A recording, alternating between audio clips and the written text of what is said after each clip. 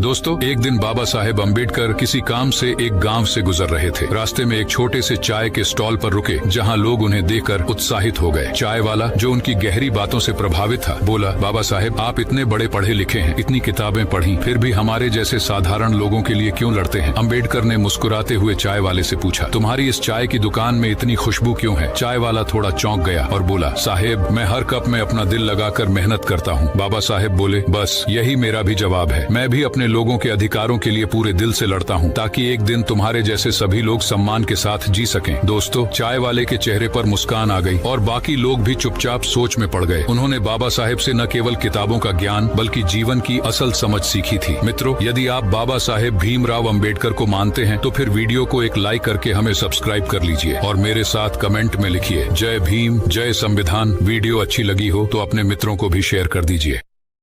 दोस्तों, एक बार बाबा साहेब अम्बेडकर एक गांव में भाषण देने के लिए पहुंचे। गांव में उनके स्वागत की तैयारी जोर शोर से चल रही थी। उसी भीड़ में एक गरीब लड़का उनकी ओर भागता हुआ आया। उसकी चप्पल फटी हुई थी और वह संकोच में अपने फटे हुए पैर छिपा रहा था। बाबा साहेब ने उसकी ओर देखा और मुस्कुराते हुए बोले, तुम्हें शर्मिंदा होने की जरूरत नहीं बेटा। लड़के ने उदासी से कहा, बाबा साहेब, मेरे पास अच्छे कपड़े और चप्पल नहीं है, लोग मुझे तुच्छ समझते हैं। बाबा साहेब ने उसे प्यार से अपने पास बुलाया और कहा, जिन चीजों से लोग तुम्हारी कीमत आंकते हैं वो सिर्फ बाहरी दिखावे हैं, असली काबिलियत तो तुम्हारे अंदर है। याद रखो, तुम जो भी चाहो बन सकते हो, बशर्ते कि तुम में कड़ी मेहनत और लगन हो। फिर उन्होंने अपनी चप्पल उतारी, जो उनकी भी टूटी हुई थी, और बोले, देखो, ये चप्पल भी मेरे संघर्ष का हिस्सा है। ये हमारे रास्ते को रोक नहीं सकती, बल्कि हमें यह याद दिलाती है कि असली पहचान हमारे साधनों से नहीं, हमारे हौसले से होती है। लड़के की आंखों में एक नई चमक आ गई। उसने समझ लिया कि असली ताकत हमारे साधनों में नहीं, हमारी मेहनत और जज्बे में। यह कहानी है उस समय की जब बाबा साहेब अम्बेडकर को एक राजा ने अपने दरबार में बुलाया। राजा चाहता था कि बाबा साहेब उसकी काबिलियत की तारीफ करें, लेकिन बाबा साहेब ने कुछ ऐसा किया जो किसी ने सोचा भी नहीं था। राजा ने बाबा साहेब से कहा, डॉक्टर अम्बेडकर, मैंने सुना है कि आप बड़े विद्वान हैं, लेकिन क्या आप जानते हैं मेरे पूर्वजों ने इस महल को बनाने में कितनी मेहनत की थी? आप इसकी भव्यता देखकर क्या सोचते हैं? सभी दरबारी चुप थे। सबको लगा कि बाबा साहेब राजा की प्रशंसा करेंगे, लेकिन बाबा साहेब ने मुस्कुराते हुए कहा, महाराज, आपकी काबिलियत महल में नहीं, आपकी सोच में होनी चाहिए। अगर आप चाहते हैं कि मैं आपकी तारीफ करूं, तो मुझे बताइए कि आपने समाज के लिए क्या किया है। राजा के चेहरे पर घमंड की जगह शर्मिंदगी ने ले ली। उसने सिर झुकाकर धीरे से कहा, मुझे आपसे ये उम्मीद नहीं थी डॉक्टर साहब। बाबा साहेब ने आगे कहा, एक असली राजा वही होता है जो सिर्फ महल नहीं बनाता, बल्कि अपने लोगों के लिए इंसाफ और बराबरी का महल खड़ा करता है। उस दिन बाबा साहेब ने राजा को सिखाया कि असली सम्मान इमारतों से नहीं, बल्कि इंसानों की भलाई से आता है।